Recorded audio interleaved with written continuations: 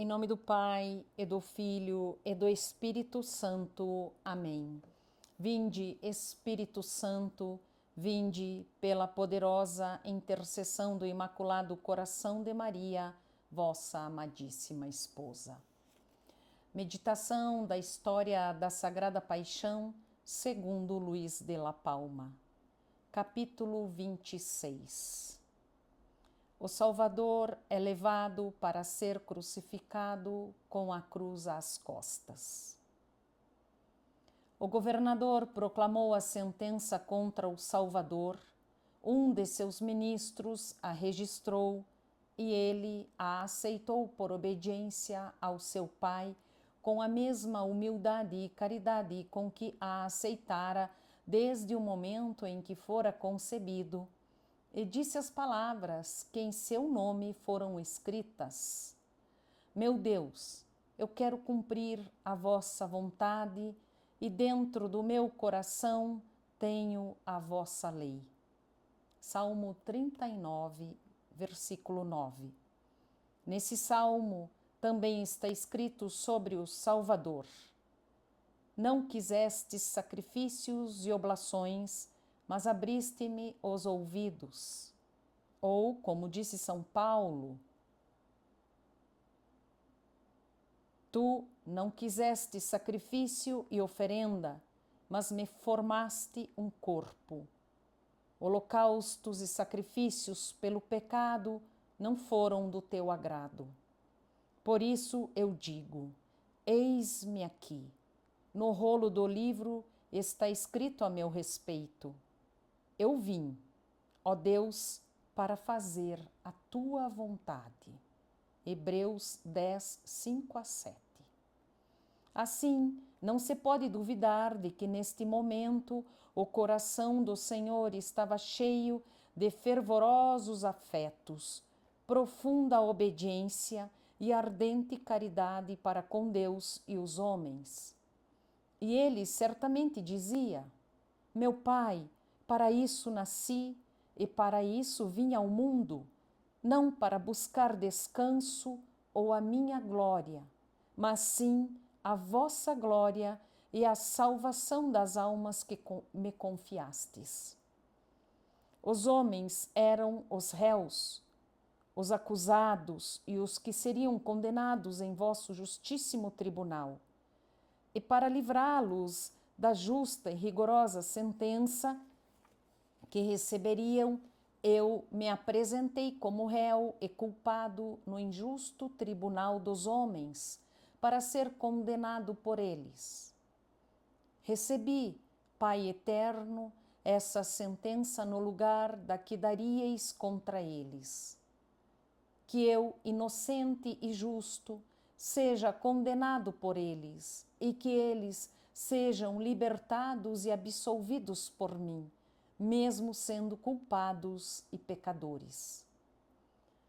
Pilatos, tendo cumprido o seu ofício, retirou-se para a sua casa e os soldados começaram a execução da sentença. Os sacerdotes deram a ordem de como o julgamento deveria ser anunciado para toda a cidade, para as cidades vizinhas e aos forasteiros que estavam em Jerusalém para celebrar a Páscoa. Que o governador, depois de receber muitas informações, convencera-se dos embustes e dos delitos de Jesus e ordenara que o crucificassem com outros 2 ladrões. Por isso, havia uma quantidade extraordinária de pessoas na casa do governador, pois todos desejavam testemunhar esse notável acontecimento. Como o juiz já se ausentara, os soldados encarregaram-se do réu sentenciado, conforme relata o Evangelho. Eles tomaram Jesus, ou seja, os que executariam a sentença apoderaram-se dele, conforme está escrito no Salmo: Receberam-me como um leão prestes a devorar a sua presa. Salmo 16, 12. A primeira coisa que fizeram foi tirar a púrpura. com a qual o tinham vestido para zombar dele, e caçoando, descobriram outra vez o seu corpo virginal, ensanguentado e marcado com muitos hematomas. O Senhor quis dar-nos a túnica com a qual foi desonrado, marcada pelo seu sangue, como uma rica herança para que nós fôssemos honrados com ela. Desejando sofrer as injúrias, os falsos testemunhos e as afrontas, e sermos considerados loucos por parecer e imitar de alguma maneira o nosso Criador e Senhor Jesus Cristo. Isso é vestir as suas vestes e trajes, as quais ele vestiu para nosso proveito espiritual, dando-nos o exemplo para que em tudo o que for possível, mediante a sua divina graça, desejemos imitá-lo e segui-lo, pois ele é o caminho que conduz os homens à vida. O Evangelho não diz se retiraram a coroa de espinhos. Assim, provavelmente o Senhor permaneceu com ela para seguir coroado como vítima agradável a Deus para o altar da cruz. Não havia razão para tirar a coroa daquele que era Rei eterno e por todos os séculos. A capa vermelha foi retirada para vestir e honrar o seu corpo místico, mas a coroa deveria permanecer nele, pois ele é a cabeça desse corpo. Depois de retirar a capa vermelha, cobriram-no novamente com as suas próprias vestes para desonrá-lo ainda mais e para que o reconhecessem quando fosse levado ao suplício. A capa foi retirada com facilidade, pois, conforme dissemos, possuía uma abertura na frente, mas a túnica era sem costuras e fechada, e era preciso vesti-la pela cabeça. Quem poderá dizer com quanta crueldade e falta de piedade o terão vestido aqueles verdugos? A túnica teria ficado presa nos espinhos, e eles, com estirões, tentariam fazê-la passar, causando agudas dores ao mexer neles e fincá-los novamente na cabeça do Senhor. Tudo isso deve ter acontecido no pátio do pretório, onde os soldados zombaram dele, e à porta estava a cruz, grande e alta, pois grande era o homem que seria posto nela e levado da terra, conforme ele mesmo tinha dito. Barrabás fora libertado, um ladrão homicida e revoltoso, mas outros 2 ladrões que mereciam a morte permaneceram presos e decidiram crucificá-los juntos com o Salvador. Provavelmente isso foi uma exigência dos judeus que o governador concedeu de boa vontade. Os primeiros, dessa forma, queriam tornar mais solene esse ato de justiça e propiciar ao povo que os acompanhava um espetáculo ainda mais notável, e o segundo, para desonrar ainda mais o Salvador e assim disfarçar melhor a malícia e insensatez com que fora julgado, equiparando-o a 2 ladrões, para que todos pensassem que o Senhor fora condenado de forma tão justa quanto eles. Mas Deus serviu-se de suas más intenções para tornar ainda mais ilustre a humildade de seu filho, e conforme disse São Marcos, para cumprir a profecia de Isaías, que disse: e foi contado entre os malfeitores. Isaías 53:12. Talvez o cárcere público ficasse junto às casas do governador, e trouxeram os ladrões para o pátio do pretório, onde o Salvador os aguardava. Ele olhou-os e recebeu-os com a mesma compaixão com que sempre recebera os pecadores, mas principalmente compadeceu-se deles, porque seriam seus companheiros na desonra e tormento. Talvez desde esse momento eles já tenham começado a blasfemar contra o Senhor. Impacientes por causa da pena e com desdém e desprezo, pois somente para desonrá-lo é que seu castigo era antecipado, e seriam sentenciados em um dia tão solene em sua companhia. Tudo isso acontecera diante dos olhos da Virgem, que conhecia com detalhes tudo o que se passava. Ela ouvia o barulho e os gritos das pessoas e via tudo o que era possível ver de um lugar mais afastado. As santas mulheres que a acompanhavam, vendo a resistência de Pilatos diante dos sacerdotes e do povo e os meios que ele buscara para libertar o Salvador, tiveram esperanças de que tudo poderia acabar bem. Quem poderá descrever a dor que sentiram em seus corações e as lágrimas que voltaram a correr de seus olhos ao ver o juiz rendido e a sentença dada e publicada e sendo já executada? Mas a Virgem Santíssima, que sabia melhor do que elas o que aconteceria e estava preparada para esse difícil momento tão cruel e rigoroso, não fez e nem disse coisa alguma que não fosse de suma magnanimidade e modéstia. Ela recebera forças do Espírito Santo, que a atendia conforme a necessidade da situação. Embora estivesse atravessada por uma agudíssima dor, fora prevenida pela divina graça e orientada por Deus. Ele guiava ao Santo Monte para que ela pudesse acompanhar com mais proximidade as afrontas e os tormentos de seu filho, e ela decidira ficar em um lugar de onde pudesse vê-lo e ser vista por ele quando passasse. Assim, movida por sua maravilhosa perseverança, adiantou-se com as santas mulheres e pôs-se no lugar que desejava.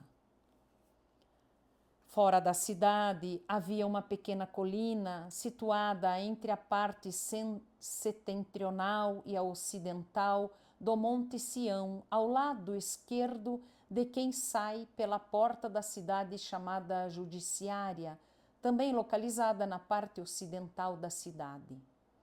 Esse lugar era destinado à condenação dos malfeitores e por isso ficava fora da cidade, para que os corpos mortos dos condenados não causassem horror aos moradores, mas não muito longe, para que as pessoas pudessem, sem muita dificuldade, presenciar os castigos dos malfeitores, para que servissem de exemplo a todos.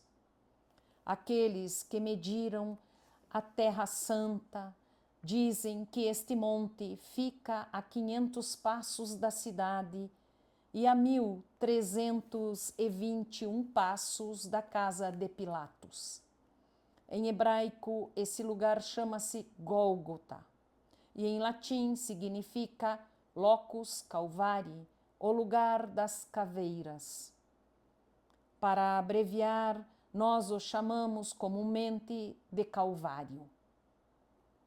O monte recebe esse nome ou porque ali se degolavam os malfeitores e geralmente não se enterravam as suas cabeças, ou porque ali ficavam os corpos dos condenados até que, consumidos pelo tempo, restassem apenas os ossos.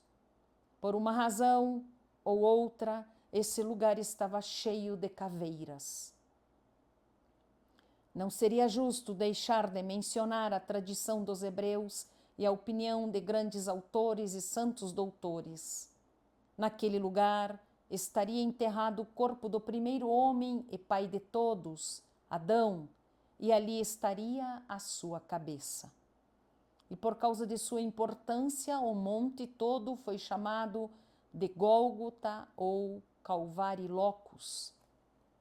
Se isso é verdade, o que nem todos admitem, por mistério e particular providência de Deus, no mesmo lugar onde estava enterrado o primeiro homem, morreu o segundo Adão.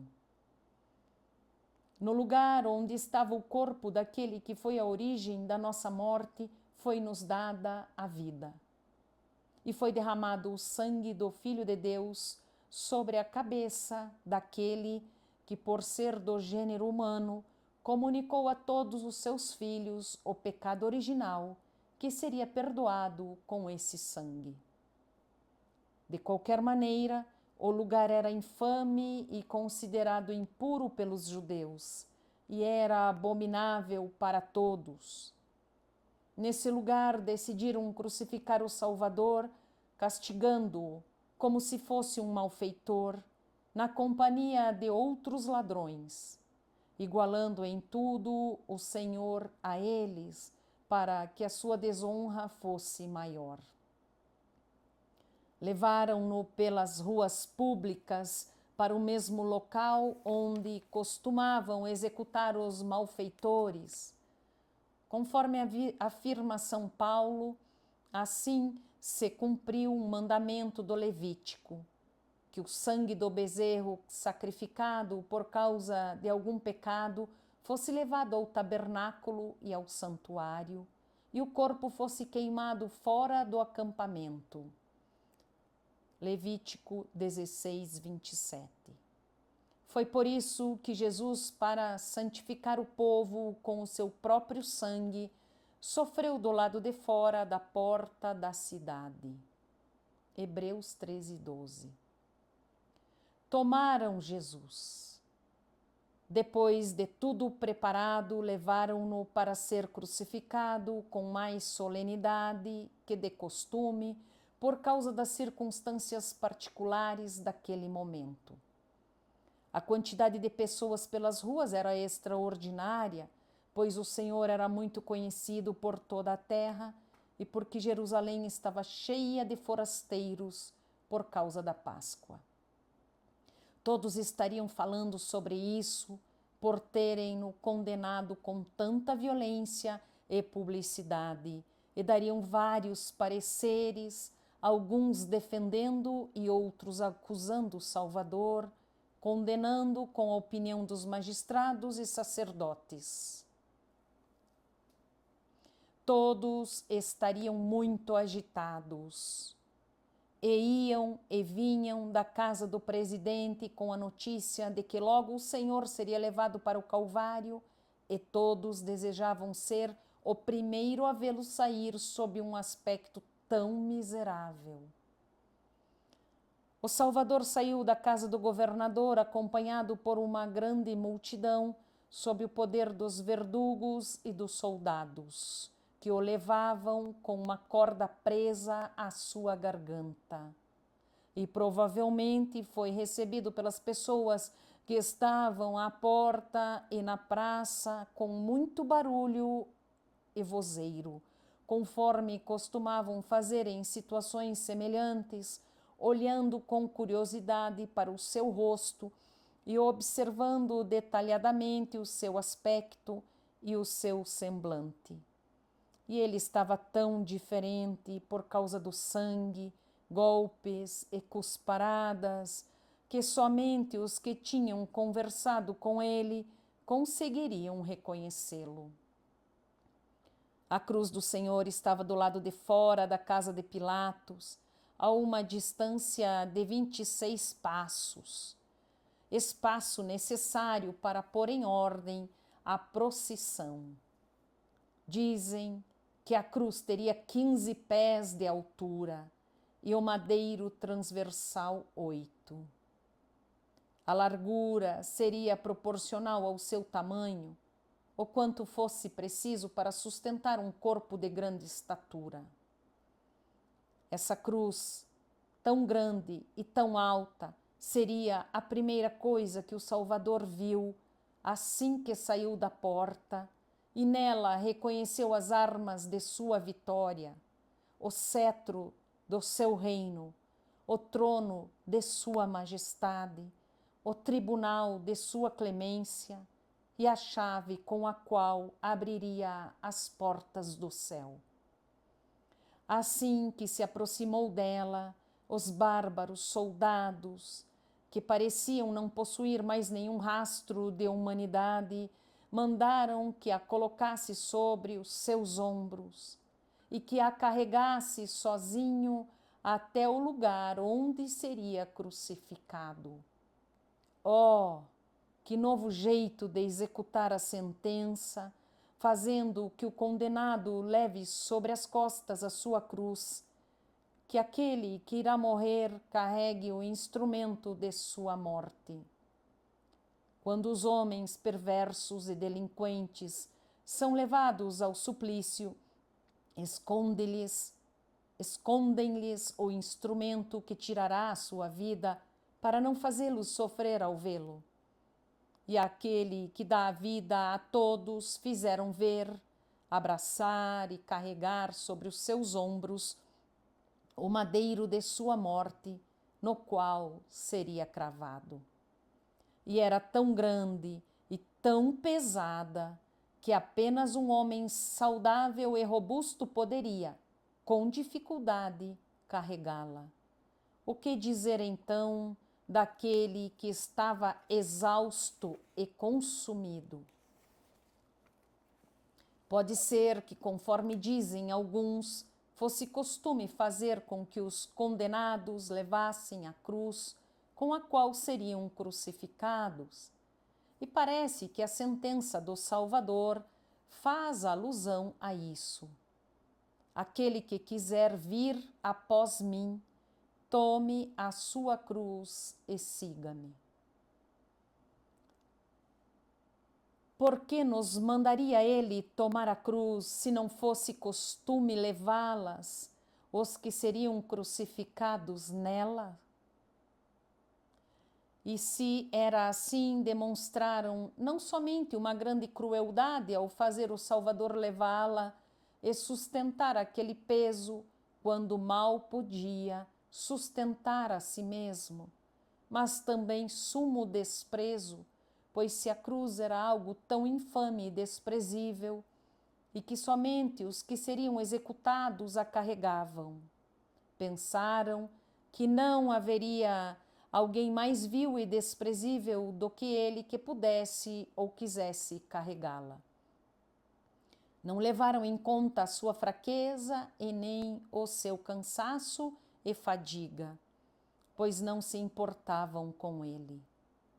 Queriam apenas levá-lo pelas ruas públicas, à vista do povo, humilhado e ofendido, carregando um peso tão infame, e que pela cruz todos soubessem que ele seria crucificado nela.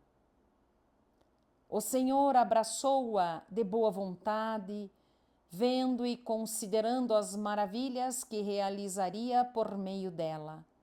E através dela carregou sobre os ombros o peso dos nossos pecados, o qual somente ele conseguiria suportar, e levantou no alto o cetro do seu império, conforme disse Isaías.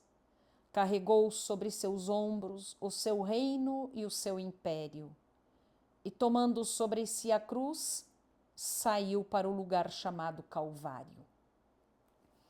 Assim, o Senhor começou a caminhar pelas ruas públicas de Jerusalém. Adiante ia uma multidão, depois os sacerdotes, os anciãos e magistrados, os escribas e fariseus, muito contentes pela vitória que tinham alcançado, seguindo pelos soldados com as suas armas. Pois se os judeus tinham levado os soldados para prendê-lo, muito mais os levariam para crucificá-lo, temendo sempre que os seus discípulos causassem algum alvoroço no povo. Portanto, era preciso estar preparado para qualquer coisa que pudesse acontecer. Depois deles, seguiam os verdugos e os encarregados da execução com os cravos, verrumas, cordas, martelos e os demais instrumentos necessários. Por último, iam os condenados, que eram 3. Os 2 ladrões, e depois deles, como o mais insigne, o Salvador com a sua cruz sobre os ombros, seguido por uma multidão e por mulheres que choravam e se lamentavam, pois muitos lhe queriam bem e eram gratos pelos benefícios que dele tinham recebido. Não faltaria nesse ato tão solene a voz do pregoeiro que iria anunciando a razão pela qual Pilatos condenara aquele homem, pois tinha blasfemado contra Deus, era traidor de César e agitara o povo com os seus embustes e mentiras. E assim o povo concordaria com a sua rigorosa sentença. Os soldados faziam barulho com as armas e vociferavam para abrir espaço entre a multidão que corria insistentemente entre as ruas e bloqueava o caminho para ver o rosto do Salvador, que estava tão diferente do que conheciam. Dessa maneira, Caim, o irmão mais velho, levava Abel para o campo para tirar-lhe a vida. Em nome do Pai, e do Filho, e do Espírito Santo. Amém.